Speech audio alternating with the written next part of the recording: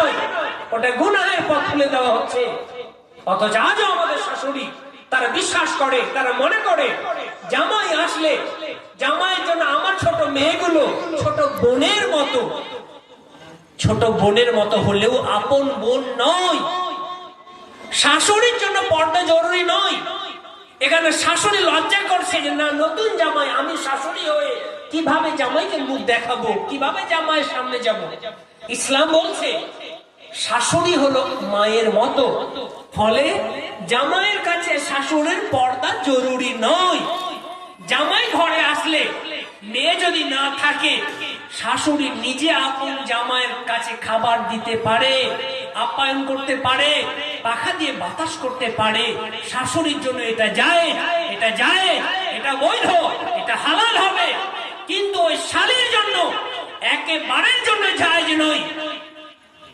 কে আপন নতুন দুলাভাই হোক আর পুরাতন দুলাভাই হোক, চাস্তো দুলাভাই হোক আর খালাতো দুলাভাই হোক, আর মামাতো দুলাভাই হোক আর পাতানো দুলাভাই হোক, কোন দুলাভাইয়ের খিদমত করা, আপ্যায়ন করা নির্জনে জায়েজ নয়, বৈধ নয়। কিন্তু আজ শালীও একবারের জন্য বলে না দুলাভাইয়ের খেতে যেতে আমায় লজ্জা লাগছে, যাচ্ছে। কারণ শালীও মনে করে দুলাভাইয়ের কাছে একটু খুশ মেজাজে গল্প করা, একটু খোলামেলা আলোচনা করা, এটা কোনো দোষের নয়। আবার অনেক শালী আছে, দুলাভাইরা যদি আবার শালীদের একটু ইয়ার্কি ফোচকেমন না করে, তাহলে শালীদেরও আবার মন খারাপ, বলে যে এসব পুরনো কালের সেকেলে দুলাভাই, ওসব কিছু জানে না, মডেল না, আপডেট দুলাভাই না।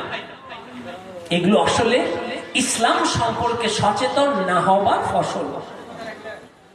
এই জন্য আমি যে কথাটা বলছিলাম, সালাম আমি দিয়েছি, উত্তর কিন্তু সবাই দেননি। না দেওয়ার মূলে কারণ যেটা আমার কাছে মনে হয়েছে সেটা হলো জবাব দিতে লজ্জা লাগে। এই জন্য অনুরোধ করব, বাড়ি জামাই শাশুড়িকে সালাম করবে, শ্বশুরকে সালাম করবে। শালীর কাছে অত ঘুরঘুর করার কোনো প্রয়োজন নেই, শরীয়ত সম্মত নয়। যাই হোক, বলরামপুরের মানুষ অত্যন্ত সজাগ, সচেতন। সেই হিসেবে আমি আশাবাদী যে আমার কথায় আপনারা রাগ করবেন না, কারণ এই ইসলামী মেসেজ আপনাকে পৌঁছে দেওয়ার দায়িত্ব উলামাদের। ফলে আমি আলেম হিসেবে আপনাদের কাছে এই মেসেজটা পৌঁছে দিলাম। এই গুটি কয়েক মাসাইল নিয়ে আলোচনা করলাম, আশা করব আপনারা এর প্রতি আমল করবেন, বলুন ইনশাআল্লাহ।